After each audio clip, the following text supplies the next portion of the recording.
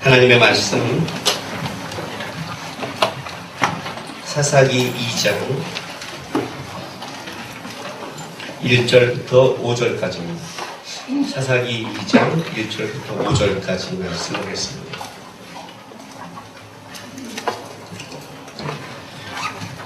이 장 1절부터 5절까지 한 절씩 들어갑니다.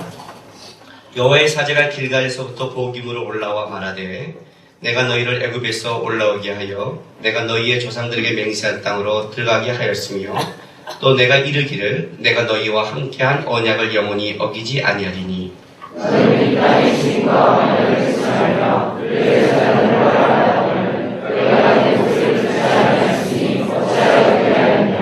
그러므로 내가 또 말하기를 내가 그들을 너희 앞에서 쫓아내지 아니하리니 그들이 너희 옆구리 가시가 될 것이며 그들의 신들이 너희에게 올무가 되리라 하였노라. 여호와의 사자가 이스라엘 모든 자손에게 이 말씀을 이르매 백성이 소리로 돌아오니라. 같이 읽습니다. 그러므로 그것을 이름하여 보기라 하고 그들이 거기서 여호와께 제사를 드렸더라. 아멘. 기도하겠습니다. 거룩하신 아버지 하나님 감사합니다. 이 시간 우리 주의 말씀을 듣는 시간입니다. 말씀을 전한 주의 종의 마음과 생각과 입술을 지켜주시고 또 주의 말씀이 우리 성도들 마음 가운데 깨닫게 돼서 말씀을 듣지만 항상 흘러가는 인생이 아니라 말씀을 따라가고 말씀의 역사를 볼 수 있는 삶이 되게 도우시고 함께하여 주옵소서. 사랑하는 성도들이 주 앞에 나와드린 귀한 예물을 위해 또한 기도합니다. 하나님 기쁘게 받아주시고 여전히 땀 흘려 사는 인생이라 세상에 나가 애쓰며 힘쓰며 살아갈 텐데 주님 도와주셔서 하나님의 은혜와 도움 속에 우리 인생이 하나씩 풀어가는 역사를 맛볼 수 있도록 영육간에 도우시고 함께하여 주옵소서. 감사하며 예수님의 이름으로 기도합니다. 살다 보면 과거를 좀 돌아보면서 이럴 때가 있죠. 그때 내가 이렇게 했으면 그걸 후회의 순간이 있지 않나요? 그루터기가 끄덕인 걸 좀 내가 용납을 못하겠는데 벌써 그러면 안 되는데 지나보면 그래요. 근데 우리가 그걸 가지고 있는데 놀랍게도 그냥 살아가는 사람이 굉장히 많다는 거예요. 참 희한하죠? 그때 그랬으면 이랬을 텐데 라고 말을 하는데 그때 그랬으면 그때 생각하지 말고 그럼 지금은 그때 그랬으면 내가 달라진다면 지금이 중요하잖아요. 지금은 여전히 항상 그때 그랬으면 하고 지금은 안 바꾸는 거예요. 참 희한한 거예요. 그래서 우리 인생 속에 그게 지금 내가 당하는 게 실제는 지나가 봐야 알지 그때는 모르는 거예요. 그때는. 사실 우리가 그때라고 말하는 거는 지나가 봐 보니까 야 내가 그때 그랬으면 이게 좀 달라졌을 텐데 여기서 조명하고 있는 거예요. 그죠? 지금에는 몰라요. 그래서 지금은 몰라서 항상 우리는 지금은 똑같이 살아가는 거예요. 근데 신앙은 뭐 어떤 걸 원하냐면 과거를 얘기하는 것도 아니고 미래를 얘기하는 것도 아니고 현재를 얘기하고 있어요. 영적 싸움은 어떤 싸움이라고요? 하루의 싸움이라고 했죠. 우리는 하루만 잘 싸우면 되는 거예요. 사단은 하루만 망치면 되는 거예요. 사실 신앙은 오늘 주어진 하루의 싸움인데 우리는 하루의 싸움에 집중 안 하고 미래를 염려해서 오늘을 망치고 과거를 보면 후회하면서 오늘을 망쳐요. 이게 사단의 전략입니다. 오늘 이 본문에도 재밌는 이 2장 1절부터 5절을 보면요. 4절 5절 한번 보세요. 여호와의 사제가 이스라엘 모든 자손에게 이 말씀을 이름에 백성이 소리를 높여 운지라. 이 소리 높여 운다. 통곡하는 사람들. 그래서 이게 복임이 돼요. 얼마나 통곡했으면 얼마나 소리뼈 울었으면 이게 복임이라는 뜻을 가졌겠어요. 그러므로 그것 이름을 복임이라 하고 통곡하는 사람들이라 하고 그들이 거기서 뭘 했어요? 여호와께 제사를 드렸더라. 요 말에 우리가 속으면 안 돼요. 이해되세요? 지금 사사기는 어떻게 흘러가고 있냐면 시작을 하나님과 함께 시작했는데 계속 타락의 역사로 흘러가고 있는 거예요. 그죠? 1장부터 2장 5절까지가 큰 한 덩어리로 끝나는 거예요. 덩어리로. 자 보세요. 1장 1절 이렇게 시작해요. 사사기 1장 1절. 여호수아가 죽은 후에 이스라엘 자손이 여호와께 여쭈이르되 우리 가운데 누가 먼저 올라가서 가나안 족속과 싸우리까? 여호와께서 이르시되 유다가 올라가라. 보라 내가 이 땅을 그의 손에 넘겨주었노라 하시니라.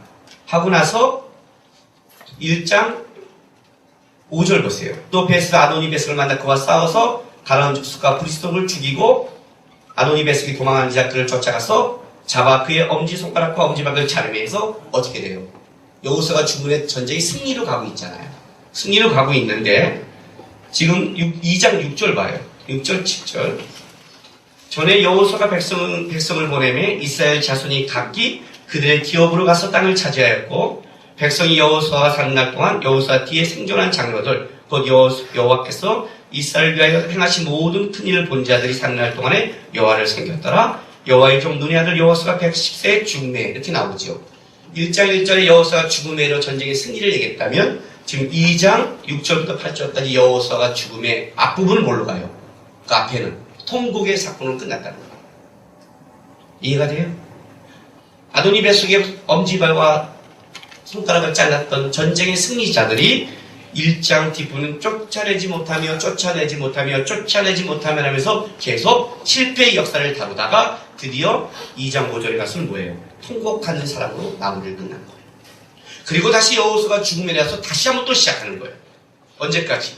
자, 2장 23절 여호와께서 그 이방 민족들을 머물러 두사 그들을 섭기 쫓아내지 아니하였으며 여호수아의 손에 넘겨주지 아니하였더라 하면서 21절에 보면 나도 여호수아가 죽을 때에 대해서 다시 한번 여호수아가 죽을 때가 또 나온다고 그랬죠.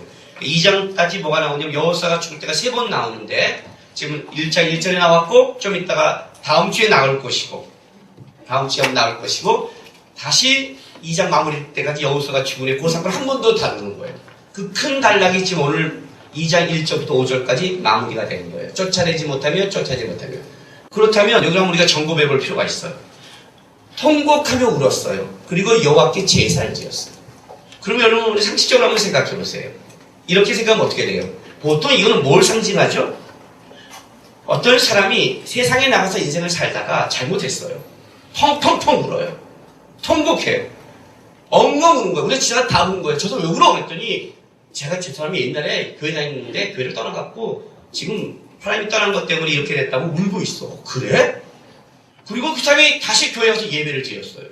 그럼 여러분은 어떻게 보겠어요? 떠났던 사람이 울고 다시 교회 와서 오늘 예배를 드려 그 사람 어떻게 볼 것 같아요? 생각이 없어요? 어떻게 볼 것 같아? 회개하고 돌아가는 사람을 보잖아요. 그죠? 야 이제 저 사람 달라졌다 보죠? 근데 아니라는 거예요 이게요. 이게 아니라는 거예요. 그래서 당장 다음 주에 가면 뭐가 나오냐면 그들이 여호와를 알지 못했다고 나와요.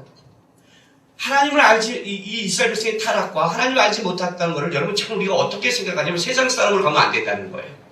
세상 사람으로 가면 안 돼요. 제사를 드리는 자들이에요. 여호와의 사자의 음성을 듣고 울기도 해요. 다른 말로 할게요.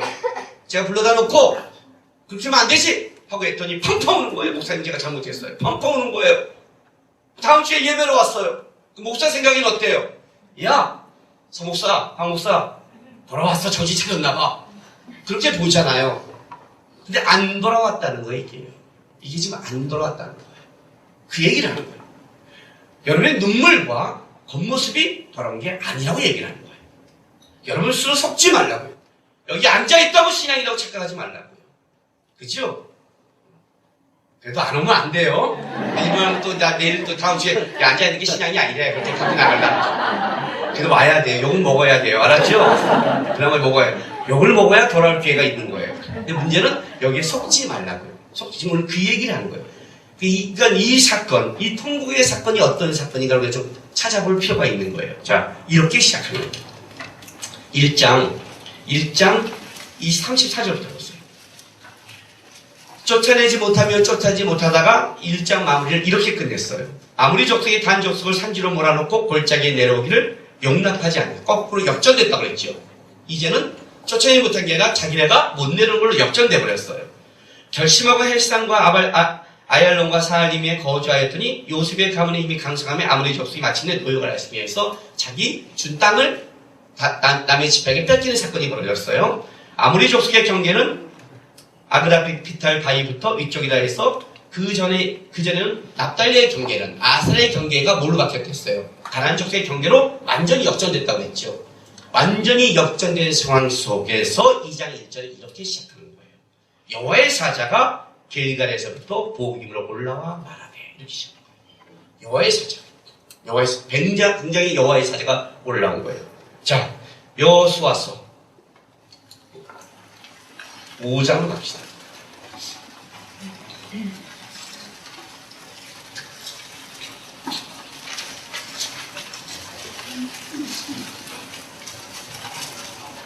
(5장 13절)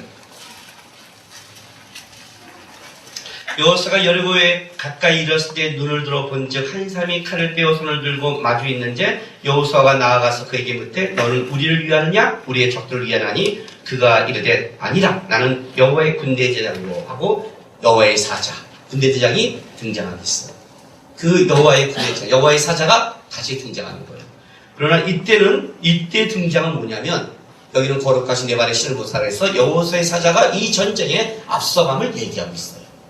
그렇다면 이 전쟁의 실패 속에 여호와의 사자가 오면 다시 여호와의 사자가 어떻게 해야 돼요?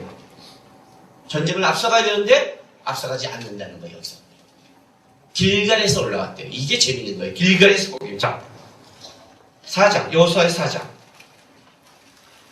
8절 9절 보세요. 8절 9절 이스라엘 자손들이 여호수아가 명령한 대로 행하되 여호와께서 여호수아에게 이르신 대로 이스라엘 자손들의 지파의 수를 따라 요단 가운데서 돌 12를 택하여 자기들이 유숙한 곳으로 가져다가 거기에 두더라. 여호수아가 또 요단 가운데서 곧 언약궤를 맨 제사장들이 발이 선 곳에 12돌을 세웠더니 오늘까지 거기 있더라. 이스라엘 백성들이 어떻게 하냐면 가나안 땅에 들어갈 때 들어가는 방법이 달라요. 출애굽 때는 모세가 지팡이를 집어넣었어요. 그죠?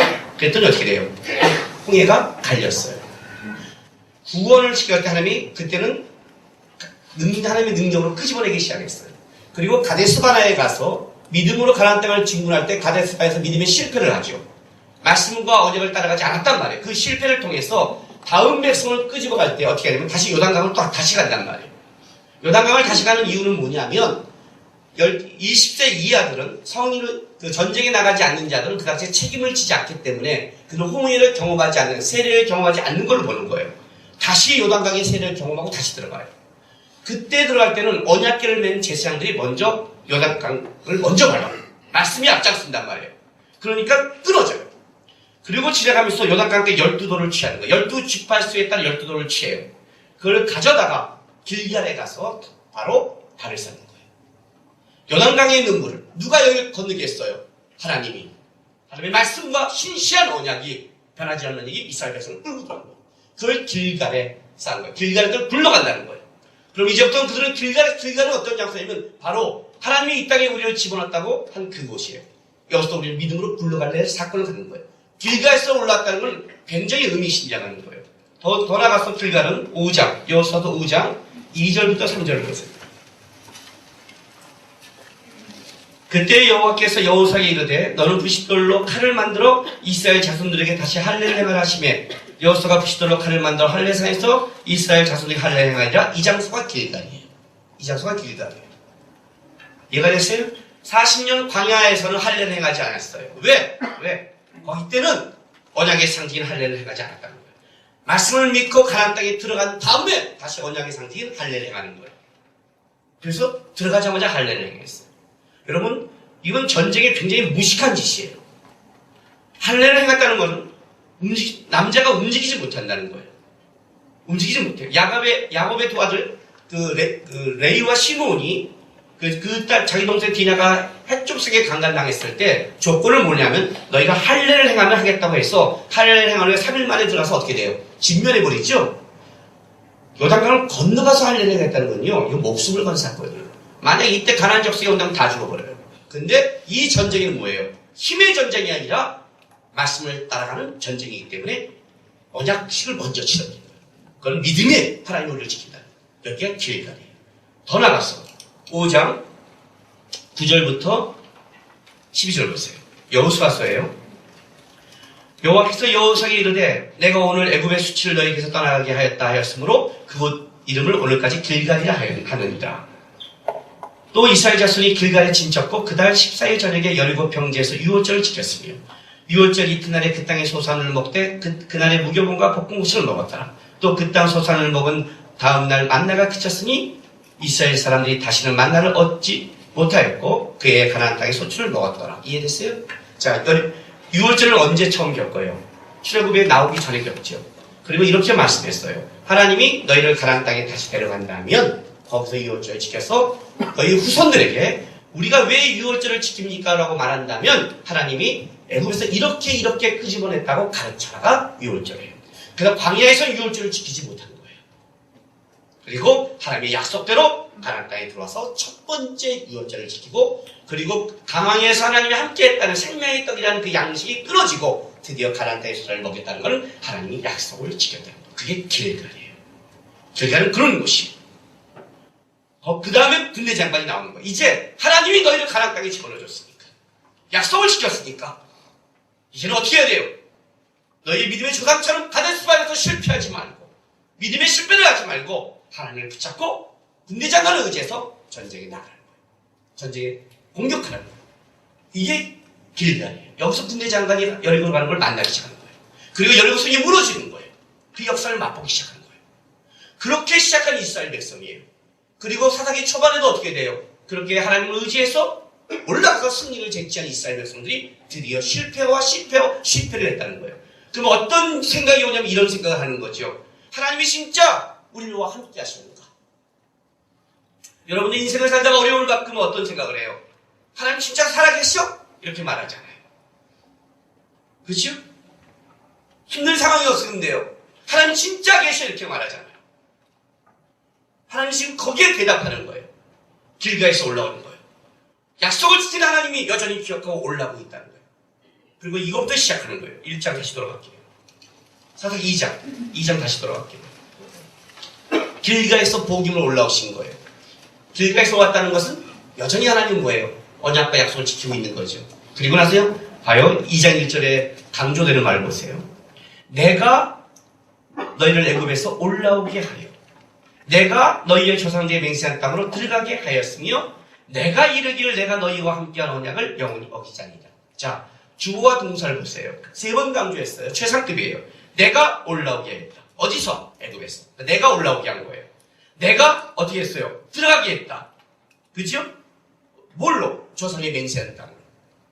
내가 뭘 했어요? 언약을 어기지 않았다. 언약을 어기지 않았다. 내가. 여기 성경에 우리 한글 성경에는요. 내가 너희와 함께한 언약을 영원히 어기지 않았다라고 함께한 언약이라고 하지만 히브리 원어는 나의 언약이라고 해요. 강조된 거예요. 다시 읽어드릴게요. 내가 이르를 내가 너희와 함께한 나의 언약을 내가 어기지 않았다. 하나님 오자마자 이렇게 말씀하시는 거예요. 이 전쟁의 실패에 하나님 진짜 계실까? 철병거. 하나님 우리가 이길 수 있을까? 왜 적성을 남겨뒀지? 이렇게 말하고 있었다. 하나님이 올라서 이렇게 말하는 거예요. 내가 이 땅에 집어넣었다. 내가 끄집어냈다는 거예요. 누가 나왔냐는 거예요. 그래서. 누가 이걸 집어줬냐는 거예요. 그 얘기를 하는 거예요.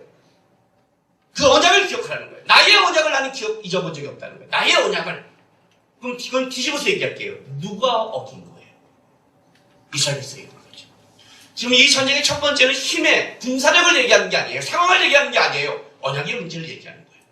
하나님의 신실한 약속의 문제를 갖고 얘기하는 거예요. 지금 사사기의 가장 중요한 건 어떤 문제냐면 과연 하나님의 언약에 대해서 하나님의 살아계심에 대해서 너는 얼마나 그걸 믿고 있고 바라보고 있냐는 거예요. 지금 그 얘기를 하는 거예요. 하나님 먼저 이것부터 전제라는 거예요. 내가 끄집어냈고 들어가게 했고 내가 지켰다는 거예요. 여전히 난 너와 함께 한다는 거예요. 그 문제는 뭐가 있어요? 나에게 있는 게 아니라 나는 여전히 함께 하는데 너에게 있는 거죠. 성화의 과정을 할 때 기억이 나세요? 성화의 과정을 할 때 구원은 하나님이 100% 시키지만 이 땅에 우리가 하나님의 사람으로 자라는 건 어떻게 돼요?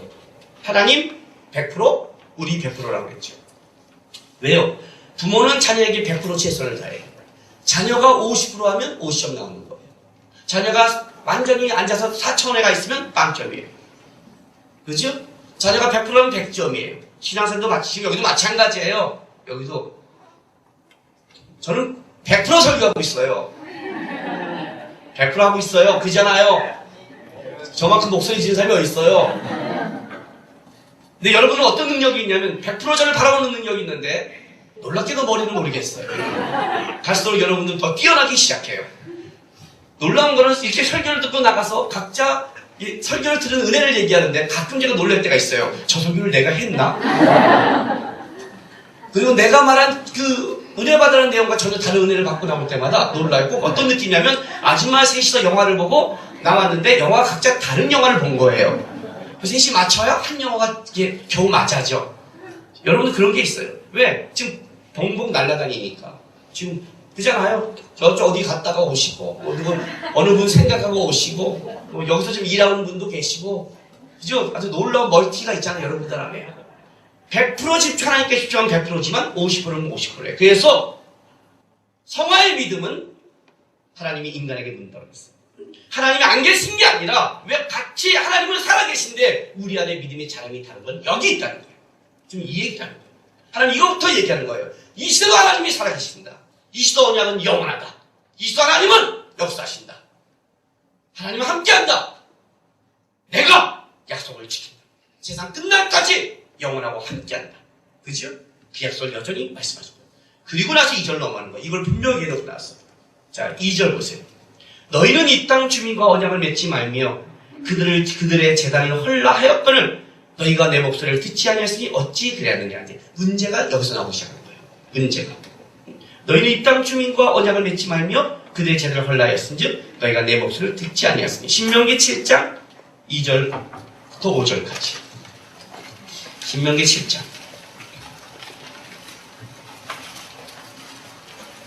2절에서 5절까지. 1절부터 1절부터 5절까지 읽을게요. 272절. 내 하나님 여호와께서 너를 인도하사 내가 가서 차지할 땅으로 들이시고 내 앞에서 여러 민족 헷 족속과 길가스 족속과 아모리 족속과 가나안 족속과 브리스 족속과 휘 족속과 여우스 족속 곧 너보다 많고 힘이 센 7 족속을 쫓아내실 때, 그죠? 뭐라고 얘기했어요? 너보다 많고 힘이 센 7 족속을 쫓아내실 때 그랬어요. 약하다고 하지 않고 적다고 하지 않습니다. 이건 알고 있는 사건이에요. 그럴 때 내 하나님 여호와께서 그들을 내게 넘겨 내게 치게 하시리니 그때 너는 그들을 진멸할 것이다. 그들과 어떤 언약도 하지 말 것이며 그들을 불쌍히 여기지도 말 것이며 또 그들과 혼인하지도 말지니 내 딸도 그들의 아내로 주지 말 것이요 그들의 딸도 내 며느리로 삼지 말 것은 그가 내 아들을 유혹하여 그가 여호와를 떠나고 다른 신을 섬기게 하므로 여호와께서 너희에게 진노하사 갑자기 너희를 멸하실 것입니다. 오직 너희가 그들을 행할 것은 이러하니 그들의 제단을 헐며 주상을 깨뜨리며 아세라 목상을 찍으며 조각한 우상들을 부살할 것입니다. 약속된 거예요. 어떤 것도 하지 마라. 그런데 2장 2절에 너희가 이 땅 주민과 언약을 맺지 말며 그들의 제단을 헐라 하였거늘 이렇게 나가요. 자, 이렇게 말하면 우리가 그들이 어긴 게 2가지 정도로 볼 수 있죠. 그죠? 첫째가 뭐예요? 언약을 맺지 말고 두 번째가 뭐예요? 그들의 제단을 헐라 하였거늘 이라고 보는데 히브리 원어를 보면 언약을 맺지 말고 하고 두 번째 제단을 헐지 말라 했다면 보통 접속사가 들어가야 되는 거예요. 두 개를 얘기할 때는. 그죠? 너 첫 번째 이거 하지 말고 그리고 이거 하지 마. 이렇게 말했는데 접속사가 없어요. 히브리어는 동사, 목적어, 동사에서 접속사가 하나로 묶어버렸어요. 그래서 이거는 두 개가 아니라 하나로 묶는 거예요. 하나로 묶는 거예요. 언약을 맺지 말고 제단을 헐라 하면 한 명령을 본 거예요. 이거와 같은 거예요. 십계명은 10개예요. 십계명은 10개인데 한 개를 어기면 계명 한 개를 어긴 거예요? 계명을 어긴 거죠. 계명을 어긴 거죠. 어떤 사람이 살인해서 사람을 죽였어요. 그럼 저는 사람 죽였대 그러면 야 수많은 우리나라 법이 몇 개인 줄 알아? 사기, 살인, 얼마나 폭행, 얼마나 많죠? 한 몇백 종류 중에 한 개 있어. 내가 한 개. 한 개. 그렇게 보지 마. 그렇게 봐요? 아니죠, 여러분. 한 개를 했다는 거예요. 법을 어겼다는 거죠, 법을. 그게 중요한 거죠. 그건 한 명령이죠. 그 얘기를 하는 거예요. 십계명에 한 개를 어겼다는 거는 계명을 어겼다는 거 얘기하는 거지. 그건 하나님을 두려워하지 않은 걸로 보는 거지. 한 개 어겼는데 하나님 쫀쫀하게 9개 지켰잖아요. 이렇게 보는 게 아니라는 거죠.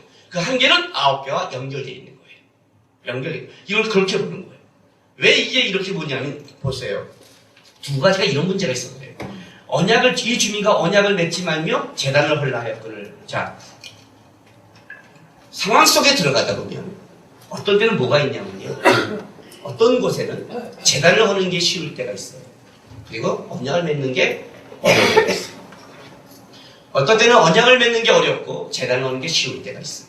그 얘기를 하는 거예요. 그 얘기를 하는 거예요. 여러분 신앙생활 하면요. 하나님 말씀 지키고 있잖아요. 근데 이 부분은 내가 못 지키겠어요. 하는 것은 못 지킨 거예요. 이해가 됐어요? 이 말이요? 못 지킨 거지 내가 지키고 있다고 말하면 안 돼요. 그 얘기를 하는 거예요. 지금. 이 땅에 가서 절대 하나님이 하지 말라는 게 있었다는 거죠. 그건 하나예요. 이걸 어기면 저걸 어기는 거고 저걸 어기면 이걸 어기는 거예요. 하나로 묶어 있는 거예요. 상황은 다를 거예요. 타협하는 상황은 모두 각자 다를 거예요. 내 마음속에 이제는 주님을 향한 소망이 생겼다는 거예요. 근데 이스라엘 백성은 놓쳐버린 거예요. 전쟁의 승리를 맛봤잖아요.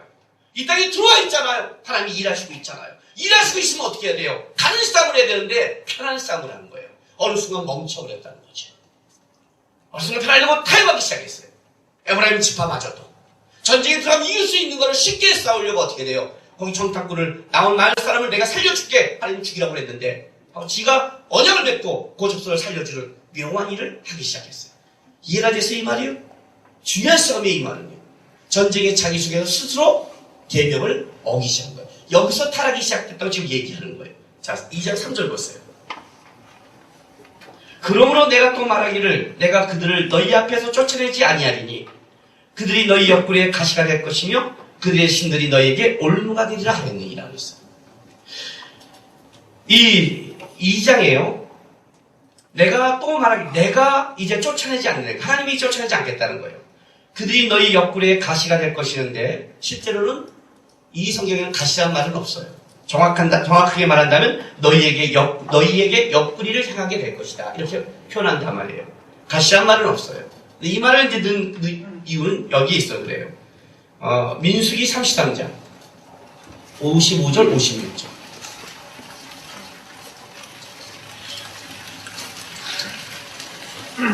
55절 56절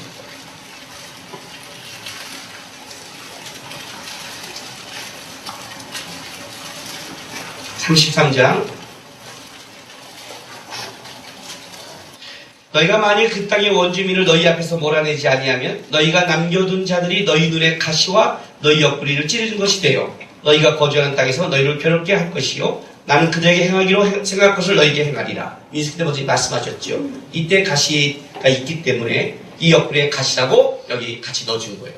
여호수아서에 들으세요. 여호수아 23장 11절 13절 민수기에 이야기 여호수아에 얘기했던 얼마나 이 문제를 지금 주님이 강조한지를 얘기하고 있어요. 23장 11절 355쪽 잘했어요? 그러므로 스스로 조심하여 너희 하나님 여호와를 사랑하라. 너희가 만일 돌아서 너희 중에 남아있는 이 민족들을 가까이하여 더불어 혼인하며 서로 왕래하면 확실히 알라. 너희 하나님 여호와께서 이 민족들을 너희 목전에서 다시 쫓아내지 아니하시니 그들이 너희에게 올무가 되며 덫이 되며 너희 옆구리에 채찍이 되며 너희 눈에 가시가 되어서 너희가 마침내 너희 하나님 여호와께서 너희에게 주신 이 아름다운 땅에서 멸하리라. 이게 강조되고 있는 거예요. 가시가 될 것이다. 가시가 될 것이다.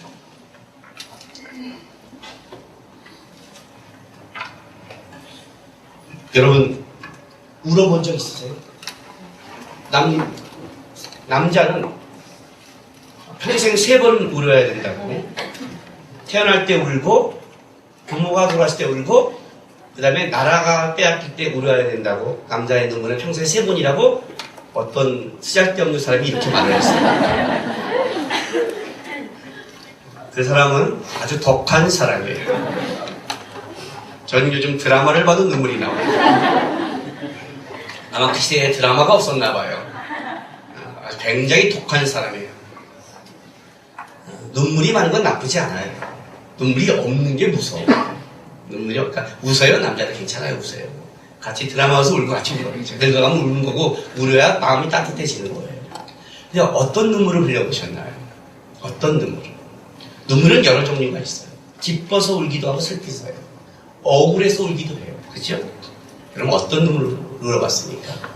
금메달 딸 때 와 하면서 하는 눈물이 멋있어 보여요? 아니면 최선을 다했는데 우리 핸드볼 마지막에 그 1점 차로 억울하게 졌지만 최선을 앉아서 울 때 그 눈물은 어떠세요?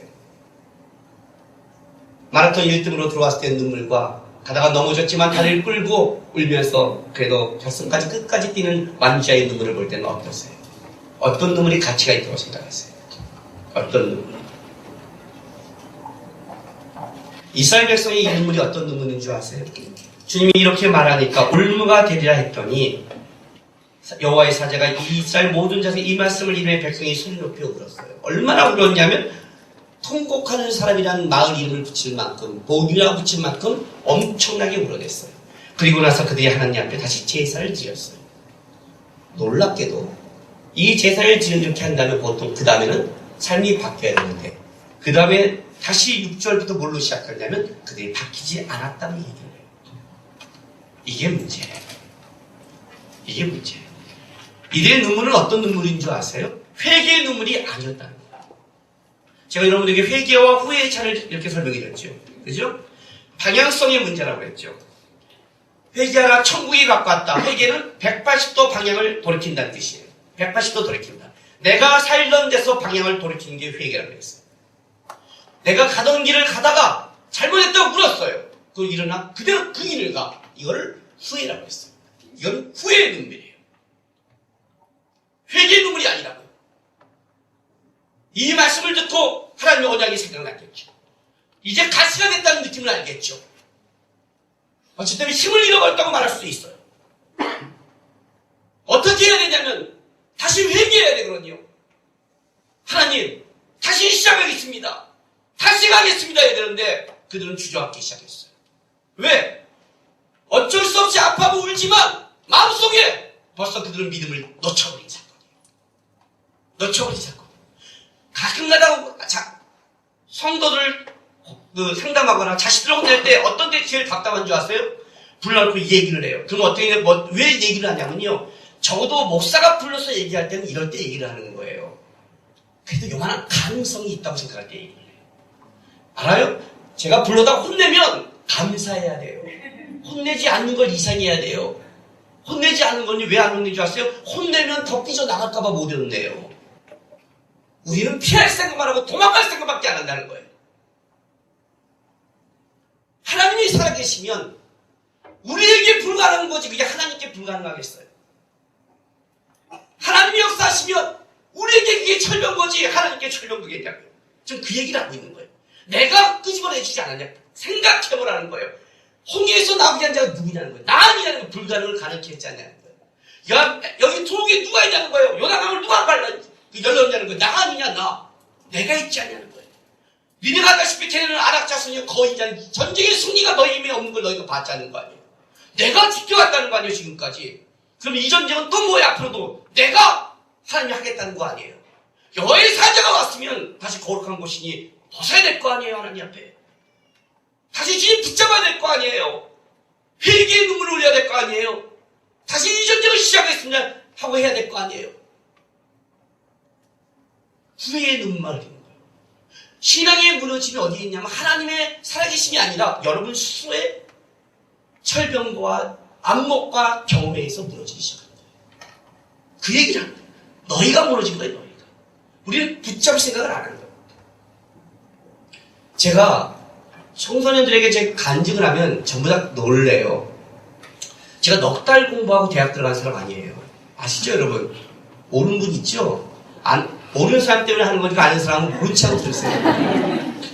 고등학교 때 고2 때 하위 2%에 들었다가 10년을 놀고 29살 때 주님이 남과 너 시작하면 좋겠다고 해서 넉 달 남겨놓고 하나님 뭐 어떻게 하면 좋을까요 하다가 순종하고 단가반만 넉 달 다녔어요. 영어 수학 다 포기하고 단가반. 그리고 한 번 단가반 다 공부 끝나고 수능 전체가 한 번 본 게 전체란 건 아니죠. 영구용수를 뺐으니까 끝난 게 4일 전. 4일 남겨놓고 문제집만 사다가 이만큼 사다가 할 게 없으니까 뭘 했습니까? 문제집만 풀었는데 그 문제집에서 뭐라고요? 암값이 100% 다 나왔다고요.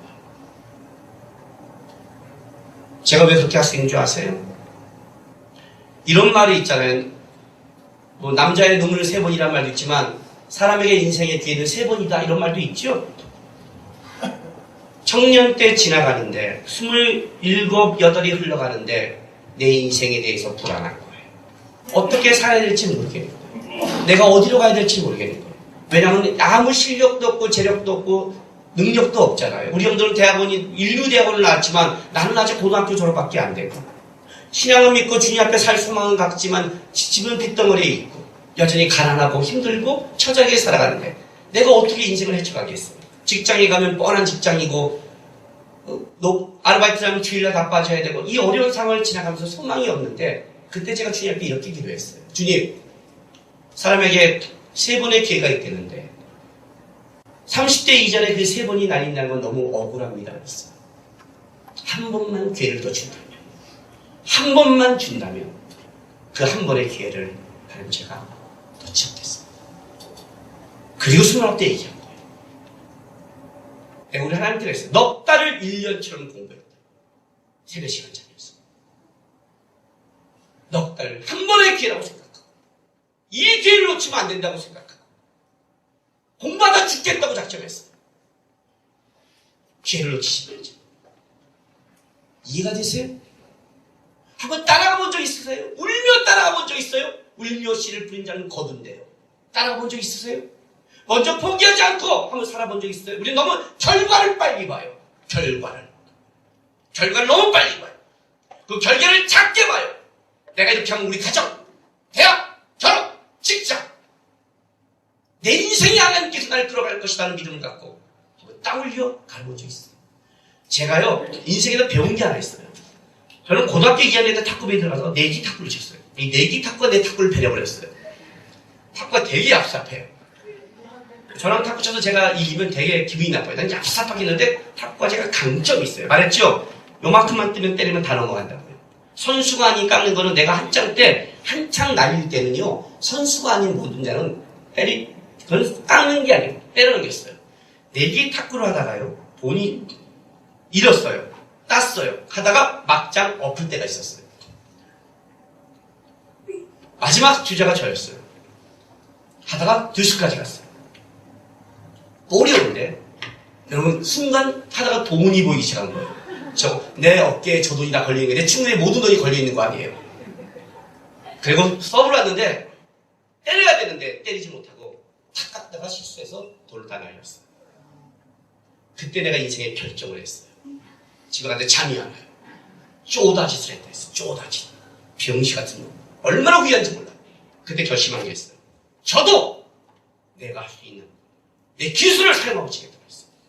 이해돼요? 그러고 졌으면 괜찮았어요. 내 실력에 병신같이 떨다가 진 게 이게 너무나 억울한 거예요. 그 떤 모습을 보였다고 친구들이 마지막 주자를 다 믿고 했더니 떨다가 그 멀티 뽑기 다 뽑은 거 아니에요, 머릿속에. 그때 바지 뽑히잖아요. 그때 결정을 했어요, 내가. 인생을 살 때 볼륨을 쳐도 마지막이 남으면 내가 할 수 있는 거 떨지 말고 똥창도 좋다. 똥창도 좋다. 내가 던지고 싶은 거 던지고 빠지면 받아들이자. 실력을 쌓자. 근데 떨면서 하면요, 실력이 있는데도 떨면 내가 실력인지 모르잖아요. 그때 결정을 했어요. 그때 신앙을 배웠어요. 이해되세요? 하나님도 이렇게 쫓아가는 거예요. 왜? 하나님이 역사할 수 있는데 내가 미리 포기하면 역사할 수 없는 거 아니에요. 내가 끝까지 따라갔다면 하나님의 수도 어떻게 해요? 여호와 이래냈죠. 3일길을 타봐야 안다고. 우리가 산에 올라가 봐야 안다고. 거기 가서 이상의 칼을 대봐야 안다고. 거기까지 가보지 않으면 하나님의 양을 보여주지 않는다고. 이게 하나님의 역사라고 그랬잖아요. 이게 하나님의 역사라고. 우리가 뭐에 놓치냐면 스스로의 믿음이 없는 거에 무너지는 거예요. 실제로는요. 여러분이요, 여 믿음 갖고 가면 거기서 무너질 수 있어요. 여러분이 한 대로 안 될 때도 있어요. 그건 아셔야 돼요. 여러분은 한 가지 분명한 걸 잡았어요. 뭘 잡았어요? 하나님 향한 믿음의 삶의 힘을 잡은 거예요. 그렇게 살아가면 여기서는 안 맺히지 못지만 다른 것도 지금 맺게 하신단 말이에요. 그러나 포기하는 인생은 하나님이 아무리 준비해도 잡을 게 아무것도 없는 인생이에요. 어떤 눈물을 흘리래요? 울며 따라하는 눈물을 흘리라고요. 울며 따라하는 눈물. 제가 오늘 마지막 찬양이 부르신 곳에서를 소진이 형한테 부탁을 했어요. 목장 끝나고 다 나가는데 찬양을 부르는데 맨 마지막 찬양 이걸 부르는 거예요. 근데 내가 걸어갈 때 길이 되고 살아갈 때 삶이 되는 그것에 예비하는데 눈물이 제가 쭉 났어요. 소진영 보고 있는데 잠깐 창피했어요. 보고 있는데 이 가사가 너무 가슴에 와닿는 거예요. 내가 걸어갈 때 길이 되고 살아갈 때 삶이 되는 그곳에서 예배하네. 내가 걸어갈 때 길이 되는 거예요. 내가 걸어갈 때 주님이 나를 끌어갈 때 홍해가 길이 되는 거예요. 요단강이 길이 된다고요. 주님이 나를 끌어가는 그곳에 기적이 일어나는 거예요. 거기 삶이 되는 거예요. 가는 싸움을 하라고요. 가는 싸움을. 가다 넘어져도 좋아요. 다시 일어나는 거예요. 다시 가라고. 주님이 어떻게 일하실지 가보면 알잖아요. 근데 우리는 너무 미리 무너지고 미리 타협하고 미리 자기 한계를 얘기하는 여러분을 바라봤자 아무 능력도 없어요. 세상이 얼마나 강한 줄 아세요? 어느 심리학자가 이렇게 말을 했어요. 이거 제가 적어왔어요. 심리학자의 말에 따르면요, 인간에게 일어나는 사건은 단 10%가 사실이에요. 그리고 나머지 90%는 사건에 대한 반응이에요. 심리학자 말이에요.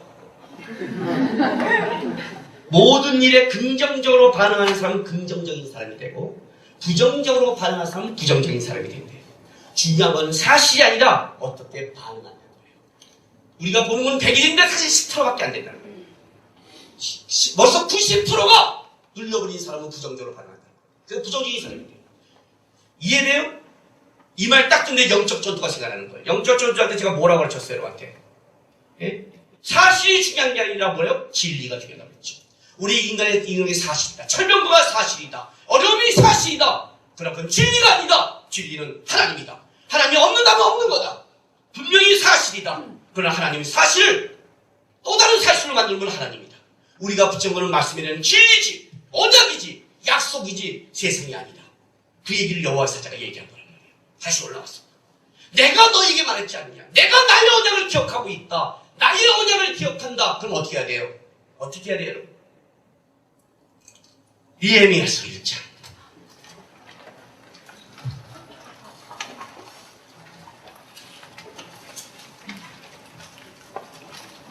구절.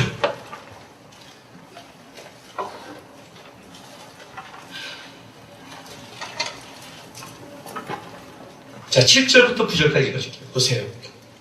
제 기도의 모델이 되는 기도가 느헤미야의 1장이라고 했죠. 주를 향하여 크게 악을 행하며 주께서 주의 종 모세에게 명하신 계명과 율례와 규례를 지키지 아니하였나이다. 옛적에 주께서 주의 종 모세에게 명하여 이르시되 만일 너희가 범죄하면 내가 너희를 여러 나라 가운데 흩을 것이요 만일 내게로 돌아와 내 계명을 지켜 행하면 너희 쫓긴 자가 하늘 끝에 있을지라도 내가 거기서부터 그들을 모아 내 이름을 들고 택한 곳에 돌아오게 하리라 하신 말씀을 이제 청하건대 기억하옵소서. 이게 무슨 말인지 아세요? 성벽이 불이 타고 무너지고 다 쫓겨났어요. 왜 성벽이 붙었다는 것은 너희가 하나님 언약을 떠났다는 거예요. 다 켜버렸다는 거예요. 근데 느헤미야가 하나님께 이렇게 쓰는 거예요. 하나님 잘못했습니다. 하나님의 말씀에 우리가 주의 말씀을 넘기면 땅끝까지 흩겠다는 주의 말씀이 있습니다. 하나님이 잘못한 게 아니라 우리가 계명을 떠났습니다. 우리가 계명을 떠났습니다. 당연히 당하는 겁니다. 그리고 다시 반전을 해요. 9절 말씀. 만일 그런데 하나님 기억해요. 하나님의 말씀에 하나님의 계명을 어기면 땅끝까지 보낸다는 말씀도 있지만 제가 또 주의 말씀을 하나 기억합니다. 땅끝에 있을지라도 거기서 하나님의 말씀을 기억하면 다시 너희를 이곳으로 데려온다는 주의 말씀을 나는 이제 기억하고 있습니다.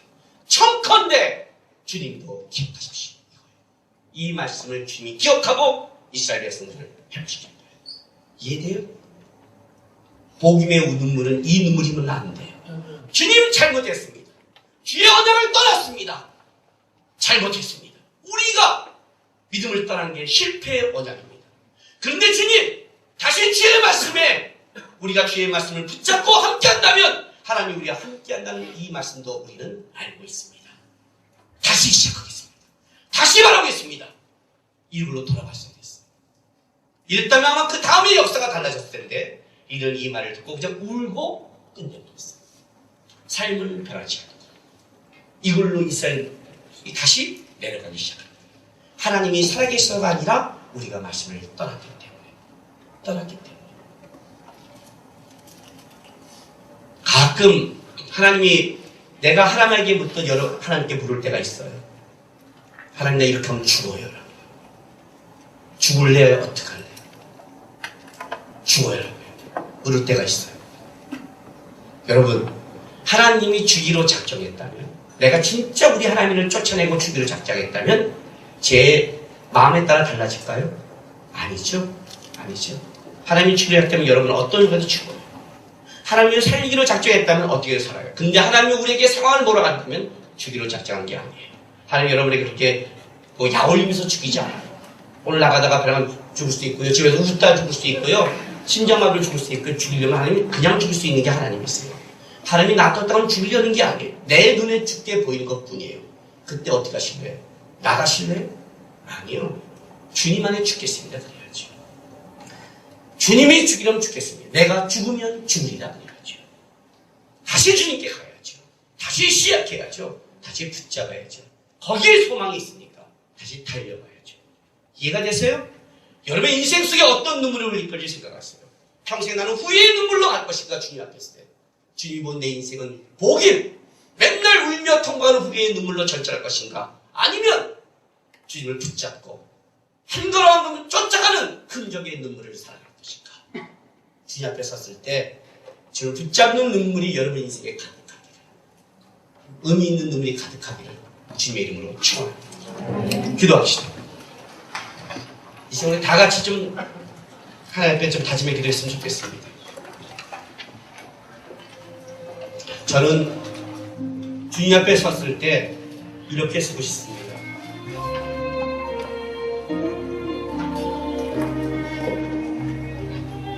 너무너무 애쓰며 힘쓰며 살다가 그 반가운 사람 만나면 안고 펑펑 우는 눈물이 있죠.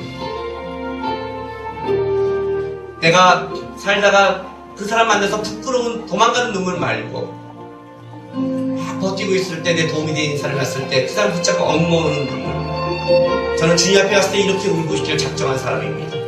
열심히 쫓아가다가 주님 앞에 가서 펑펑 좀 울면서 주님, 그래도 내 믿음과 약속을 지키려고 살아왔습니다라고 고백하는 그런 눈물이 되고자 합니다. 하나님, 다시 주님 바라보고 힘쓰며 애쓰며 살아가는 신앙 되게 도와주시고, 울더라도 주님 붙잡고 우는 신앙 되게 도와달라고 이 시간으로 다 같이 좀 결단하며 기도하며 나가겠습니다. 기도하겠습니다.